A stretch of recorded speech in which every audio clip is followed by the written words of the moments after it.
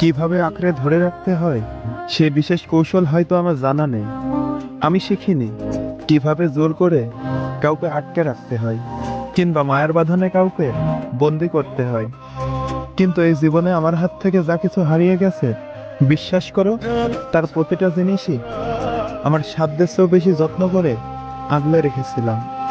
আসলে সব বিচ্ছেদ তো আর অবহেলার কারণে হয় না।